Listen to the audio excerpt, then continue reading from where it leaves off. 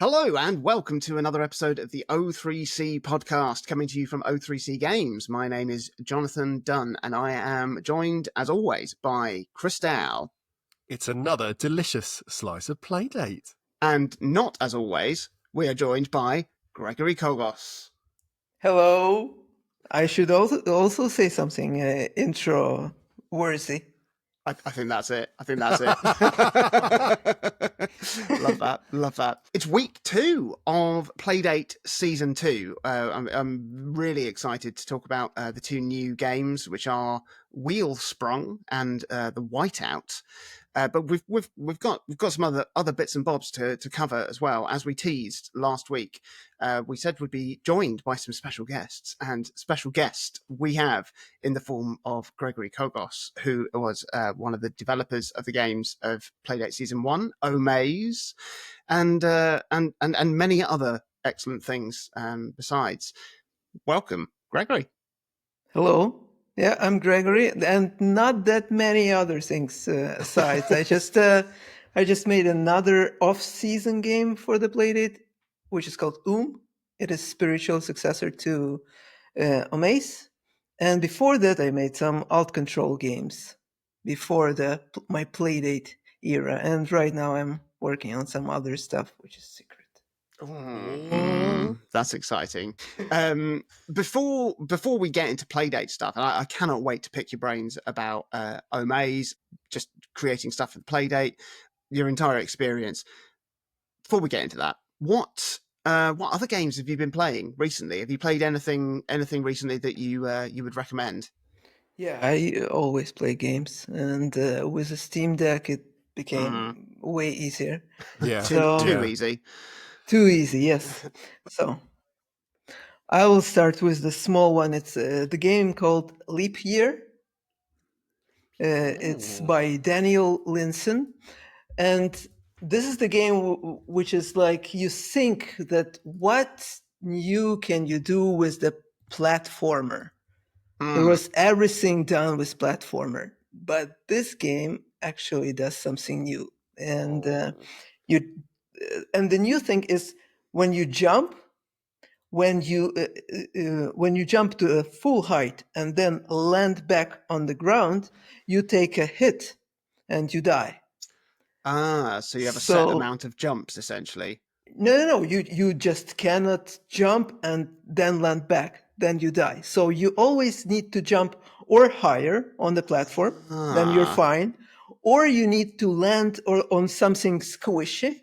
Okay. Or do something else. Like the game introduces you to the new stuff, and it's a new thing with the platformer, and it's a nice little neat game. 2 hours, 3 hours long. Oh, I like that. Yeah, I love short games. hard recommend. Consider that game sold. Well done. Yeah, it's very good. Straight on the wish list. Yeah. It's very, very cheap also. I'm also chipping away from UFO 50. Mm-hmm. Oh yeah. Yeah, I'm playing along with another podcast, Eggplant Podcast, and they are playing every week. They are playing the UFO 50 game. It's nice. 50 games, 52 weeks, so 1 year they will cover the. That's an excellent form. I'm actually a bit annoyed that we didn't think of that as a format for our Nailed show. it. That's absolutely spot on. Absolutely nailed it. They also have every episode they have a guest, so they go into 1 hour long conversation about sometimes pretty mediocre game. Sorry, UFO 50, but yeah, I have my favorites from UFO 50 so far. What have been your standout favorites? Yeah, I'll call them. So, Mortal. Yeah. A Tactics, Camouflage. I think my favorite game is Warp Tank.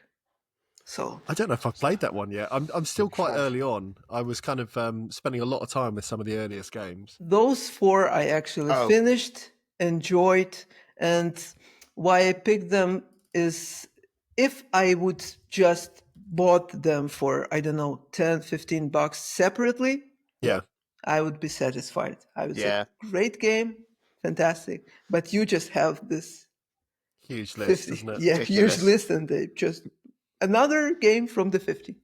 Camouflage is one I really, really loved. Again, that was something like I saw the setup and I was like, okay, I know what game I'm going to be playing. And then I was like, actually, no other game has done exactly this. And it was just such a nice, novel way of stretching my brain. Warp Tank as well was just delightful. Very good. Really, very good.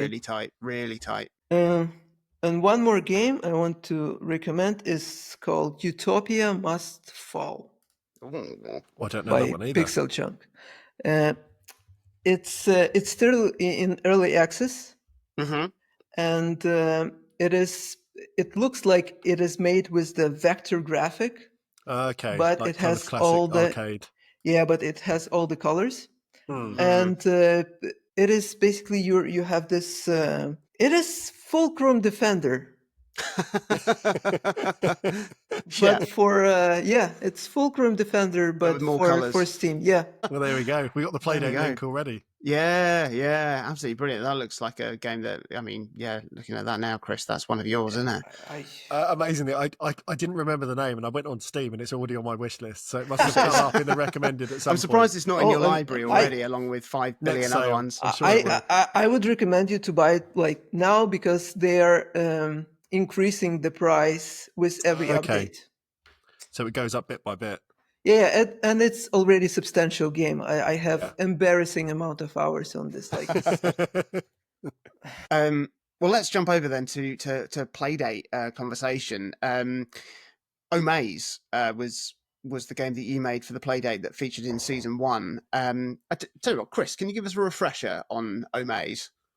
So OMAZE was a game we found difficult to control. I remember that because we found kind of the Playdate crank obviously moving in one direction, and the rotation of the individual sort of pieces within the game kind of moving in a, I don't know what you'd even call that, kind of like away from you and then side to side. It's kind of that was the bit we struggled with the most. But it was a really interesting sort of use of the crank, and OMAZE as well. It was very, very small in terms of file size, wasn't it? Because it kind of it used very kind of like simplistic like sound effects and sound design. Very simple kind of not a vector because it can't be on the Playdate, but very simple kind of like wireframe graphics almost with these simple shapes, and was really kind of like aesthetically pleasing and stark. But it was one that we did struggle with. I remember talking at the time when we covered it in terms of just general getting our heads around it. And I think we at the end said it was basically down to us being old men and not being able to rewire and think about things properly. That was the issue, as opposed to the game itself. When we played we did then play through OOM as well when that released on Catalog. And you liked it? Yeah, we did like it, because that was the one that was more like sort of like a micro Metroidvania, you could say, like a mini Metroidvania, sort of collecting abilities for your kind of little ship and then moving around. And it felt like it was slightly easier to get our heads around. But I really liked the sense of progression in that one. Yeah.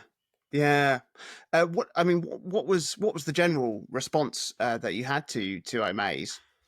OMAZE was very interesting response, because as you know, the season 1 was rolling out for everyone when they get the Playdate. Yeah. And this rollout was like 2 years, I guess. Yeah. So first response that I had was actually from the press. Yeah. Because press got the very first Playdate consoles, and before the review. It was on everyone's list, like the game that is actually good. Because it uses the crank. It is very crank centric game, and that's why it makes sense that it's on the Playdate. And I can actually explain you why you had the problem with OMAZE and why you absolutely didn't have the problem with OOM. Please do, yeah. Okay, so this is the Playdate, right? Yeah. So we control the ball with the crank. Yeah. So crank has what is called absolute position.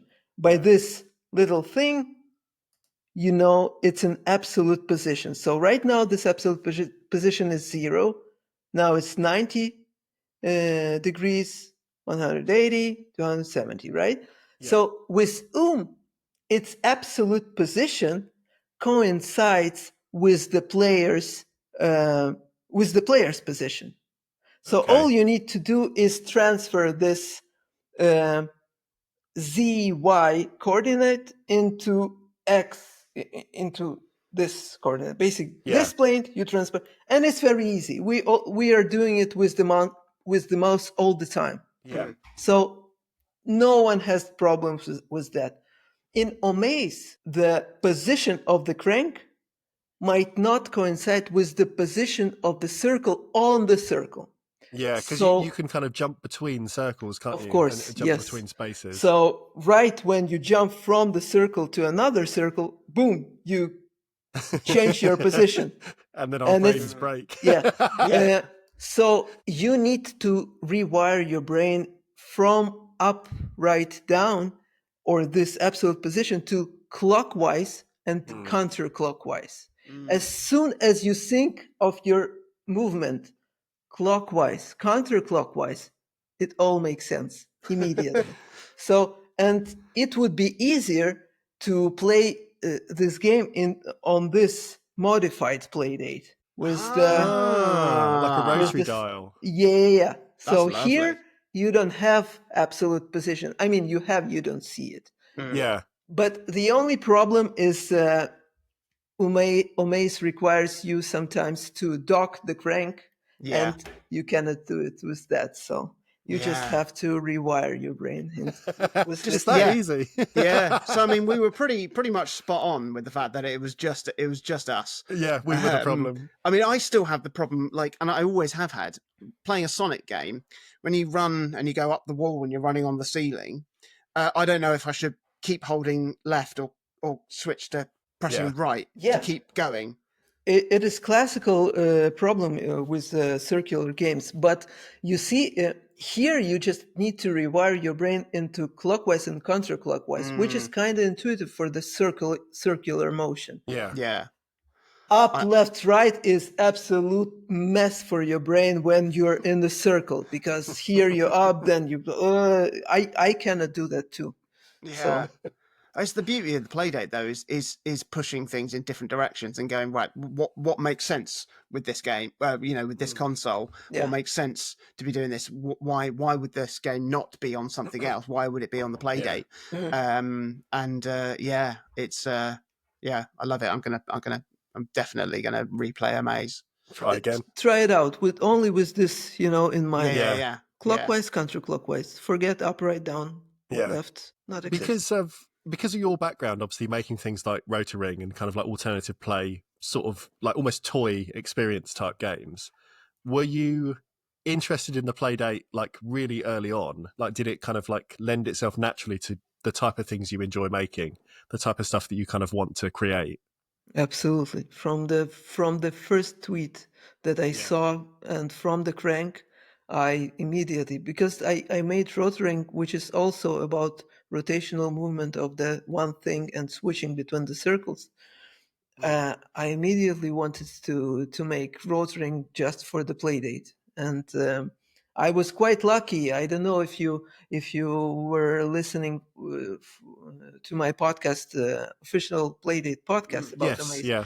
But I was very lucky that I knew Nick Sutner personally from another festival, and he played Rotoring, and he was responsible finding developers for the season games, and it was very easy pitch for me to get the very, very early dev unit for the Playdate. It was 2 years before the launch. Oh wow. Yeah, complete means- secrecy. And that means, 3 years before we had it in our hands? Because it took a long time to get them And over 3.5 years before I had it in my hands. Yeah. Because I got mine quite a while after you, didn't I? Yeah. And we had to wait to do our coverage until we both had one. Yeah. So Rotoring OMAZE was started as a Rotoring remix for the Playdate. Yeah. Did you find was the coding and sort of like development for the Playdate, was that easy? Was it like very different to other platforms? Very easy, honestly. I'm not a great programmer. Before that, I had some experience with Unity, and but most experience I had was with Arduino. Actually, the game is like it is, as you mentioned. It has a synthesized audio, and it has all the graphics are actually drawn by mathematical functions. It doesn't have sprites, doesn't have any visuals. I made it not because I'm genius or something, because this is the only way how I knew to make games for Arduino. On Arduino, I had a tone, and that's what I have for the sound. Basically, I have tone. I call the pitch and how long does it last. That's it. And for the Playdate, they have fantastic SDK, synthesizers, ADSR, envelope, bit crash, whatever you want. So for me, it was actually a little bit overwhelming. That it was too much. And all this geometrical forms, like I can do with circles so much, but I can do also squares. What? That's great. So yeah, that I made them so small because that's the only way how I knew how to make the games. And still, till this day. I love that. I love that. I mean, I'm a minimalist guy at heart, so I absolutely love that. I love the fact that there's no sprites. That's wonderful. No sprites. Only the launch animation is a sprite. Yeah, that's just brilliant. I would generate that too. You just can't. Could you could fit the game on a floppy disk, right? Oh, I think easily, probably. Less. Like you can fit like 14 of those games on a floppy disk. Amazing. Because it was like, what, a couple 100 kilobytes? 39. 39. 39 kilobytes. That's amazing. Amazing. It's just one file of Lua code. That's it. I made everything in one file. That's brilliant. I think that if you did a physical release of the game, you should release it on a floppy disk, and just fill the rest of the space with just images of I don't know, cats, and then I love that. Absolutely brilliant. Not that brilliant. That's just the way how I do stuff. Like I wish I made this, out of my brilliance. I just made it out of that's my nature. Yeah. So what are you doing now? I work on a lot of Playdate games. I have so many prototypes. None of them has come to fruition yet, but the thing that I already see the lights in the tunnel, in the end of the tunnel, the light in the end of the tunnel, yes, is I was so carried away with the rhythm when I was developing OOM. I made 4-track sequencer with a built-in synthesizer for the Playdate, just as a tool for me to design the audio for OOM. And now I'm finishing this off, and it will be a separate release, I think. Oh, that'd be brilliant. Yeah. I mean, I spent a silly amount of time playing boogie loops in season 1. And obviously that was a very limited kind of like sort of sequence tracker or whatever. But any music toys I always grab because I just like having a kind of, a tiny thing in my pocket that I can just make something on, or a little loop or a little tune or a little melody. Yeah, so, loop you can definitely do that. Like I'm spending a lot of time with my tools, so it's a really good sign. When you cannot stop playing with your thing, that's a good sign that it's actually something worthwhile. Obviously, the Playdate now has been out for how long now? 2 years? 3 years? I'm trying to think when it actually launched officially. 2022, I guess. So almost 3 years. Yeah. I mean, in that time, have you had any favorite sort of Playdate experiences, favorite games that you've played by other developers? First of all, experience is just playing Playdate near the pool. That's absolutely fantastic. There is no other console that you can play in the bright daylight. Yeah. And Playdate is actually much better in the bright daylight. The more light, the more kind of the screen reflects, it's doesn't it? So crisp. It's nice. Really super high contrast. I had a lovely time. I can't remember if it was last summer or the summer before, when we were playing Sparrow Solitaire. And I went and sat out in the garden with just a nice cold drink and played Sparrow Solitaire. And if anything, it was so bright that I had to make sure I didn't blind myself with the reflectiveness of the screen.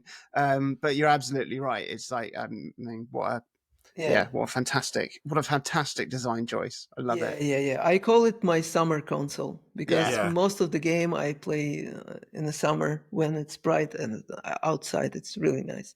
But in terms of my favorite game, I have one definite candidate. Like my favorite game is Saturday Edition. Yes. That's absolutely for sure. And because it's my favorite game, also because I don't play this kind of games. Absolutely. I don't play narrative-based games, and it's kind of a point-and-click game. I never enjoy those.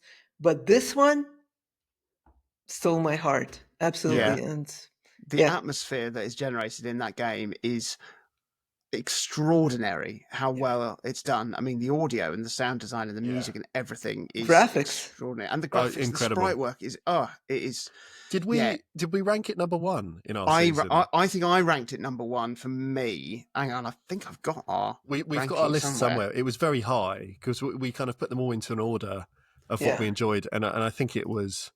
Yeah, for me it's like number one, number two, and then everyone else. That's kind of how I felt. It was, for me it was between Saturday Edition and Zipper. The Kurosawa Samurai game, which I absolutely loved, and for you it was between Saturday Edition and Pick Pack Pup. Which you also loved. I did love that. You spent a lot of time. I love puzzle games. Yeah, but Saturday Edition. What absolute treat. How about something that you found on the catalogue that might be considered a hidden gem? Is there anything you found that you think, actually, no, not enough people are playing this? This is really, really good. Yeah, I came prepared. Like, I have one recent. It's not even on catalog yet. I found it on itch. The game is called Moon is Our Friend. I like it already. It's quite recent game. It's an itch, and it's pay what you want so far. But I think it will be a catalog release at some point. Yeah. It's not only a hidden gem, it's also a diamond in the rough because it has some problems with the pacing, with the balancing and stuff like that. But I'm pretty sure the developer is still working on it. Yeah. But I have to say, the mechanics is absolutely extraordinary. It's like you're controlling the moon around the Earth, and by its moon gravity, you are trying to fly off the meteors that are coming onto the Earth. So you need to capture these meteors into the moon gravity and then rotate back so they would accelerate out from the Earth. Okay. But it gets better. Yeah. It gets even better. And it's only with the crank and some buttons for the special moves. Very cool. Also needs some rewiring of the brain, a lot of rotational movement. Danger. But the moon is actually coincide with the absolute. Yeah. The rewiring is about how those meteors, from which side they will circle around. Like it's pretty cool. That sounds very, very cool. Really, really good. It's a little bit too difficult at this point. Like I think it needs some balancing, but the actual concept is fantastic. I'm definitely going to check that out. Yeah, it's a free download as well. It says on itch at the moment. Yeah. Name your own price. So there we go. So if you want to check it out. Yeah, I'll pay for that on catalog for sure. Yeah. So, well, before we chat about the week 2 games, The Whiteout and Wheelsprung, Gregory, what did you make of the week 1 games of season 2 of Dig Dig Dino and Fulcrum Defender, and also Blippo Plus? Blippo Plus, like, it's so weird. I have no idea what I'm looking at. Yeah. I was traveling when I got the season 1, and it was so surreal. I was in Romania, and I was just in this long 6-hour train, and I was like, and I had a hotspot and from my iPhone, and I was browsing through those channels. It was weird browsing through the extraterrestrial TV, right? Yeah. I think so, yeah. In Romanian train. It was weird. Yeah, but overall, beside this, really, really good game. Very strong. I think you wrapped it up pretty well in your previous podcast. I just want to add that Dig Dig Dino this is actually also the game that can be only on a Playdate. And Yeah. I'll explain why. Because this game might have been on a mobile in its worst form, with Yes, the in-app purchases. You would buy all the diamonds, all the energy. But on a Playdate, it's just this pure experience that you get all the bones, you get all the artifacts. I think there is some really good ending. I just need to get few more bones, Yeah. and that's it, and I'll get the ending, and that's it. Yeah. And it's fantastic. Yeah. I love it. And I think there is I feel like it's not good to compare season 1 and season 2, but I just can't help myself. Dig Dig Dino is Pick Back Pop Yes. Yeah. of the season 1 for sure. Even the name. Yeah. DDD PPP. So, and the mechanic is very mobile friendly. Like, it's Yes. something that you would play in your mobile game, but and it through this gameplay, mobile like gameplay, they convey actually really interesting story, and the story is very similar to Pick Back Pop. I think it's about the greed, about the consumer, but not the consumer. How do you call it? Not Consumerism? Like in not terms the of consumerism. Capitalism? Yes. Yeah. How about Fulcrum Defender? How did you get on with that? That game didn't surprise me. From the trailer, I understood that this will be my game. Yeah. And I just fired it up and spent like 2 hours, finished. Like, I did 10 minutes on easy, then on normal, then on hard. Have you beaten it on hard as well? Not 10 minutes. Yeah. Yeah, I did. I haven't managed that. I've done it on normal now, but I haven't You done have hard. to get lucky with the build. Yeah. On hard. Sometimes I just in 1 minute I'm destroyed. Yeah. But if you get lucky with the build, basically you need as much bullets as you can. So, and if you get lucky with the build, hard is doable, especially in the later. The interesting part with the hard mode is it is the hardest in the beginning. At the beginning, yeah. But then with a good build, you're good. Interesting. I mean, that's the beauty of a roguelike, isn't it? It's like, I mean, I've had runs on Binding of Isaac where I've just thought, well, I just haven't had the items, and this is now a slog, and I can't do it. And then sometimes you get a run, and you go, yeah, this is one. This is one. This is one. And within the first 5 minutes, you've won. Yeah. Well, let's move on to talk about the games of season 2, week 2, and I'm going to talk about Wheelsprung. So we've spoken before about like the difference of approaches when it comes to making Playdate games and the different creative challenges that appeal to developers. Either you use the console itself as your starting point and your inspiration, or you use another game as your starting point and see if you can make it work on the Playdate. And there've been several successful attempts at this sort of thing. Can I make Zelda on Playdate, or Vampire Survivors, or a 3D racing game, or Papers, Please, which was Mars at midnight. Mars, was it? Mars After Midnight. Mars After Midnight. And Wheelsprung is very much, can I make Trials HD on Playdate? Although I know that the core concept was actually established long before Trials in a game called Elastomania, which is apparently the real primary point of reference for the developers of Wheelsprung. Bouncy wheels, isn't it? Bouncy wheels.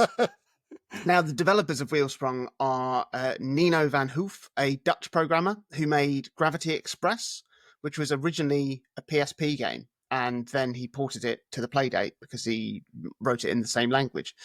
And then the art and the music for Wheelsprung is by a Danish developer, representing here, Julie Bjornskov, who previously worked on Escape the board game and Escape the arcade Playdate games, which I haven't played. I've seen them, but I haven't played them. And I mean, if you're familiar with the hugely successful Trial series, this will be a familiar setup, albeit you're a squirrel. So that's fun. But you are on a very bouncy bike, trying to ride through increasingly tricky platforming stages. You collect nuts, you reach the goal. I'm fascinated to hear what you think about this, Gregory, because like I can tell that the star of the show is the physics engine here. I don't know a huge amount about programming, but I know just how many things this game is calculating at one time to make this experience work. And it feels incredible. And this for me is definitely one of the games where you go, because I mean, I've there's several games I've played, like when I played the Celeste port from the in-game thing. It's like, yep, well done, you've done that. It doesn't really work on Playdate because it just doesn't fit. But this feels great. This fits and it's fun. What do you, as a developer, what do you make of it? Just like you, I have no idea how they do that. I told you I'm not brilliant. All I can do is draw squares and circles. I have no idea how physics engine works on Playdate.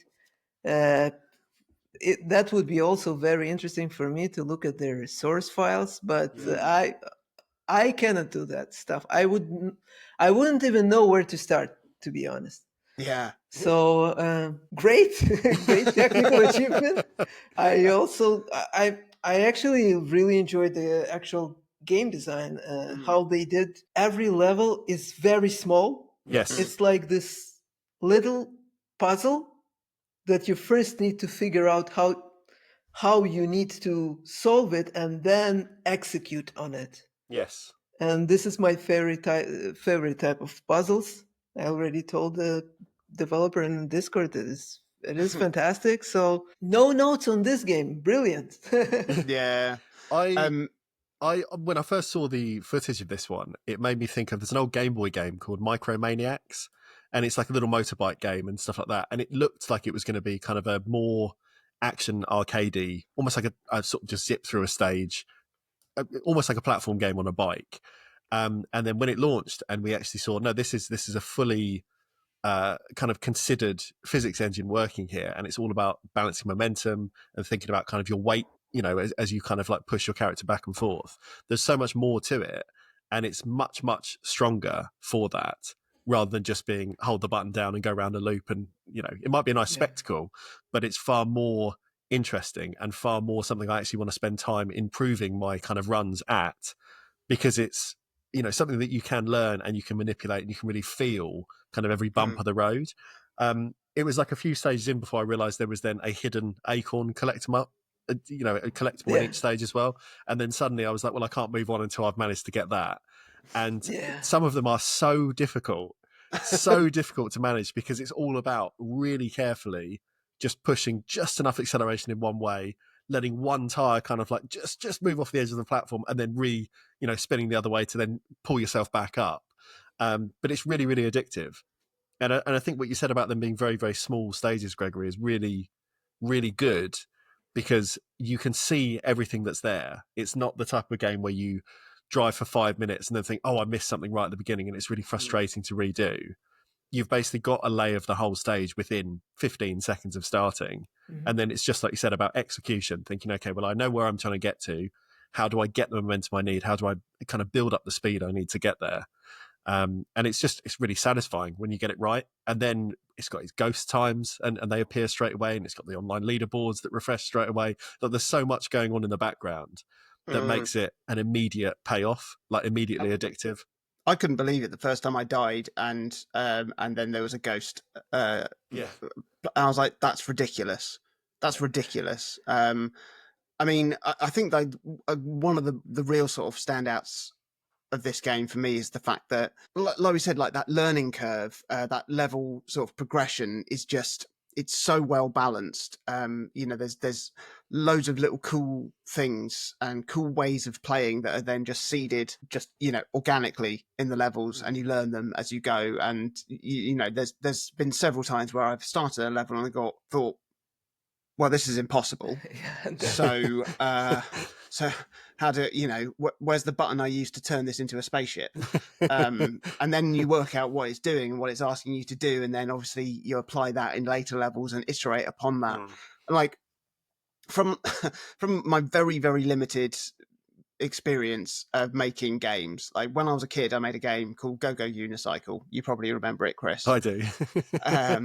And I'd get carried away so quickly with level design, thinking, right, how can I subvert what I did in the last level without having established anything, and putting things in there to just deliberately catch the player out, it's not fun. It was just cheap. And it was like, I remember like my brother played it and he got so angry that he kicked me in the head,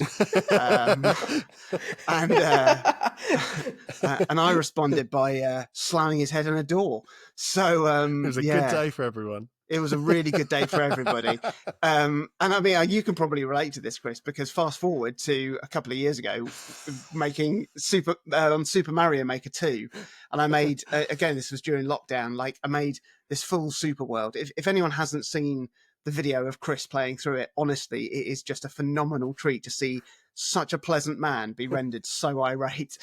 And like part of my thinking in making those levels was thinking, I was a lot more considered, and I was thinking about establishing a theme and motifs and like my own sort of game rules that would be applicable throughout, this super world, and then trying to build each subworld, so the levels would grow in complexity and difficulty.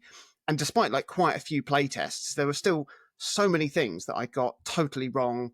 I massively misjudged. They had like the opposite effect of what I wanted. However, some of the effects I wanted was just to make Chris furious. So I still absolutely achieved that. And that was like, I like to think that was down to just making stuff hard rather than unfair, or like resorting to a cheap trick.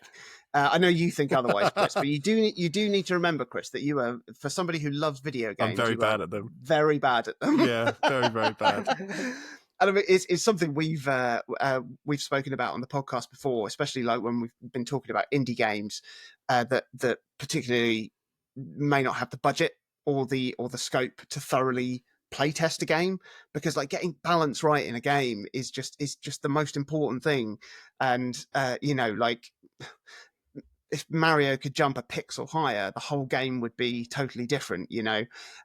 Like it must be an incredibly tricky thing to navigate. Gregory, how do you approach this side of things when you're making games, when like obviously the player's ability, puzzle solving, dexterity, it's all so variable across the user base? Like, how do you make sure that you sort of judge that right? A lot of testing. Yeah. A lot of testing and in-person testing. Because the tricky part about remote testing is that you don't see it, and then people say their experience and their thoughts of what, to their opinion, is the problem of the game, which might not be the case. When you see how players play the game, you see the problem, and this is very, very often a different problem that what they think is the problem. Yeah. So in-person testing harass lots of people to play your game, and then you divide those people into groups. Like there are advanced players that you test on them later levels, later gameplay, because they're already good with the earlier part, but you need to leave some people for the earlier part again to retest it. And yeah, that's it. That's all you can do. Just playtest, and every problem you need to think, how can I solve it? Not like that's the player problem. That's just that person. They don't get it. You always can do something that will increase at least the probability for that person to get stuff. Yeah. Like I mean, again, it's a different medium, but like when I'm making, if I'm editing a film, I'll show it to people as I'm working on it. Same.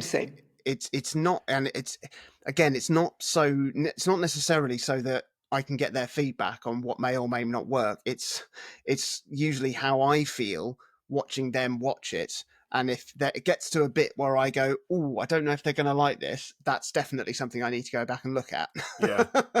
You know, or it's like, oh, I hope they feel this here.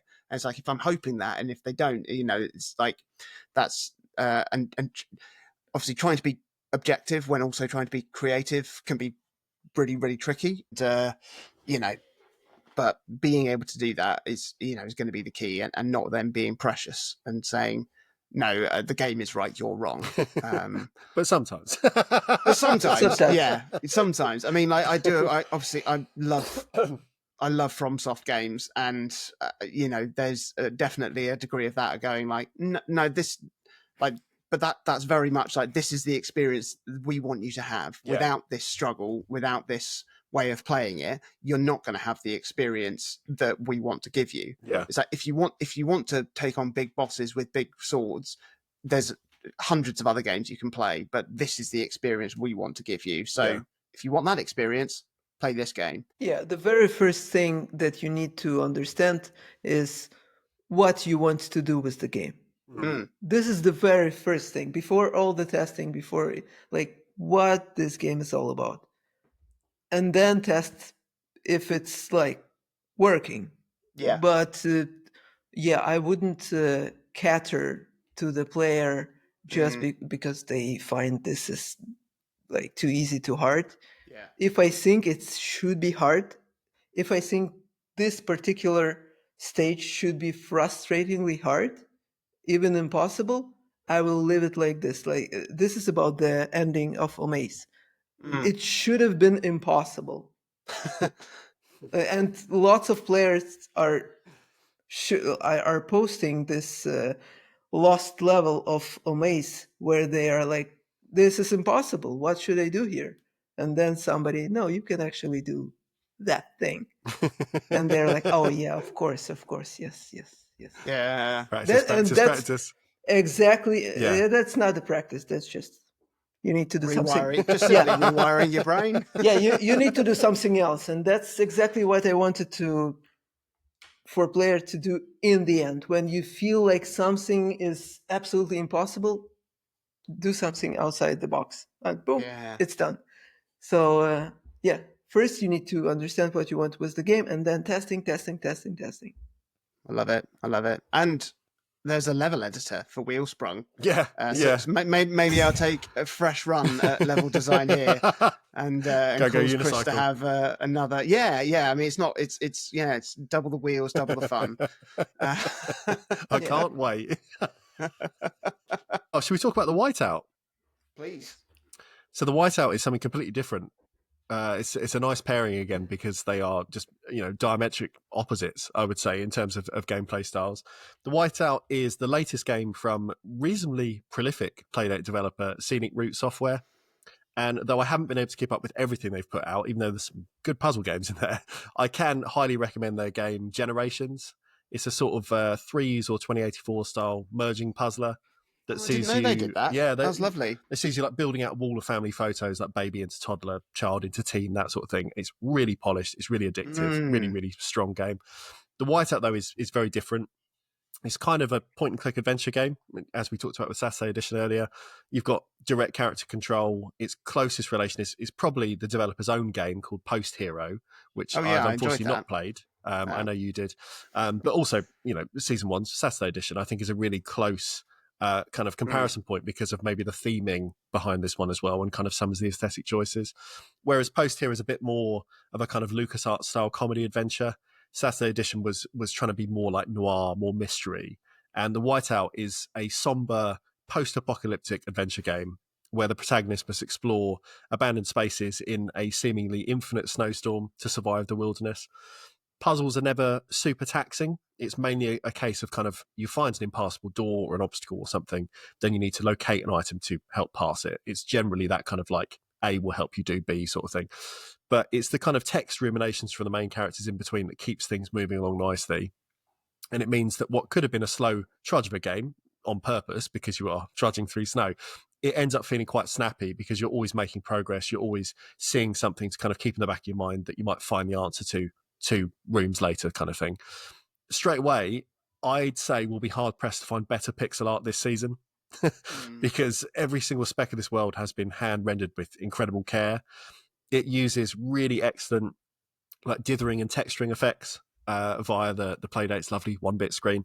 And it uses that to suggest like dark passages you can't navigate or the snowstorm behind the character.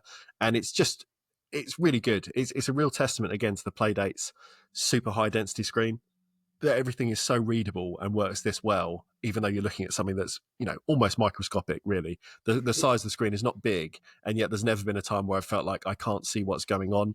It's just very, very well considered on the resolution they've got to work with. I've only found my way a short way through this game so far. You can blame the Switch 2 for that, because at time of recording, that was a couple of days ago. But how have you both found this one so far? Yeah, I was hoping for the Saturday edition too. And in terms of story, I'm at the chapter 2. Yeah. I guess it's half of the game. In terms of story, very comparable.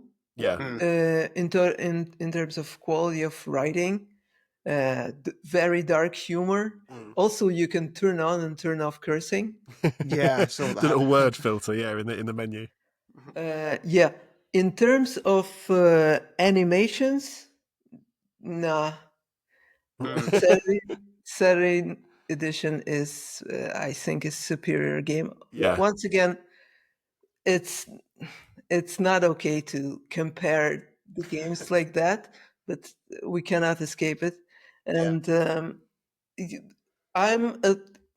you see, it might have been a professional deformation because I'm also animator.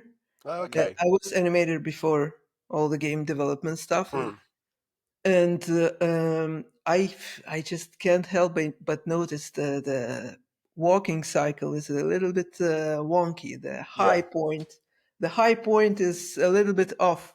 He's got very high knees, doesn't he, this guy? Yeah. I mean, I know exactly how to draw a walking cycle like this and it's a little bit off. And I just can't help myself just to notice it all the time because that's all you see in the middle of the screen. You see this walking guy, and every like walking cycle, I see this high point being weird. So, and also, what I would do is there is this dithered circle around the person. And it's always in one place. What would be better if when you walk, you have high point, low point, high point, low point. And this circle, if it could move with you. Move just, 4 pixels, it would be nicer. It would breathe. It would be more natural. So I have some points about the art, but this is also, that's why Scenic Route, that's why they made 8 games? Yeah. And I made only 2.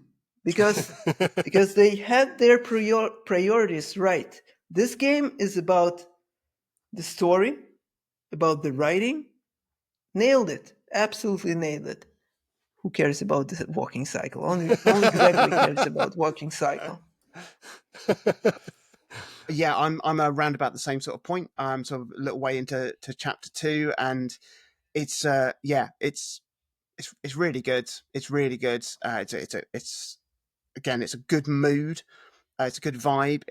I was a little disappointed because it said recommended headphones or headphones strongly recommended. So I was like, okay, brilliant. I'm in for a treat, like I was with Saturday edition, which I played on headphones, just loud, and it was, and I didn't get the same sort of level of experience with the Whiteout. I think that endless droning of the snowstorm is very effective, but that is all that there is. Not obviously there is other bits and bobs going on, but it wasn't quite the same, like immersive. Like with Saturday edition, it felt like I'd fallen into this world, and so much of that was down to the audio design. Yeah, again, doesn't matter. Yeah. Yeah. You see, that's why the guy who made the Saturday edition made one game. Yeah. And it took him about 7 years, didn't it? Or something ridiculous. It was crazy. like a long, and I can tell why it took so, like every little animation, just looking at the doorknob, and there is this animation of the eye. That's crazy. That's not sustainable. Absolutely foolish thing to make. Only for 3 guys on the podcast say, yeah, that's brilliant game. Yeah, you're absolutely right. I mean, that is definitely a case of going, right, I think this film's finished. I think this game is finished. Or what if you could roll the crank? Yeah, and roll your shoulders. Yep. Give me another year, guys. Stand back. I've got to do this. There's the other sort of little bugbear I had with the Whiteout is down to some of the writing in it. I really, really like, as you said, those like ruminations that form like the narrative as you're walking. You get this. I think that's brilliant. Really effective. Really well written, and it contrasts massively with the actual written things you find in the world. It's very much tell, don't show. It could say and be much more effective by saying much less and spelling it out much less, and leaving it up to the audience to sort of fill in the blanks. And I found that just quite sort of clumsy. Obviously, I haven't got to the end of the game. But those are also kids' letters, right? No. There is a wife letter before her. Yeah. But the kids' letter, they are actually naive like that in the real life. They write everything. Yeah. It contrasts with the game, with the game's overall narrative. But I found it natural. Yeah. As for the kid letter. Yeah. I mean, also the font is really cool. The font is really nice. Yeah, it's really good. Yeah, that is really, really nice. That is really nice. And, we've established a lot more about language than we do. It's really nice to consider these games as, couplets, companion pieces. One of the things I used to love to do when I had time was I'd make a double bill for myself at the cinema. I picked 2 films that I thought that's going to be interesting to watch those back to back, and in which order. And that was always, really, really fun to do. And it's really fun with these to release them. It's not just as simple as going, right, this is a happy game with a squirrel, and here's a bleak thing about death and destruction. But it's the tone of the games, the pacing of the games, the style of the games. I think it's a real, and I cannot wait to talk to Arissa at Panic about how they sort of chose the order and the release schedules of those things, because I think that's a real art in itself, is to pick those right. And it's another fantastic week. It's and hey, new week on the Blipo. Yeah, absolutely. Yeah, I haven't. Yeah, what's the latest? The latest, from my reading, has been. I didn't make this connection the first week. We're the aliens. We are the aliens that they're referring to. So when they're talking about kind of like, there's a whole new channel set up this week called like something like the Salutation Channel, and it's all specifically about like teaching you things about their world for their new alien viewers. Brilliant. So we are the people looking in to kind of this established place, established planet. I love it. some really interesting, it's all just like strange oddities. And I think the fact that there's a weird connection, I think, between saying that, like Dig Dig Dino, the length of that game being perfect for the Playdate and could have been awful on mobile. A big part of that would have been on mobile. People would have got to the end and been like, "Oh, is that it?" Almost angry there's not more game. And for the Playdate to play for 3 or 4 hours is like, that is the perfect length. I played it basically to completion over the space of the week. That's what I wanted from that experience.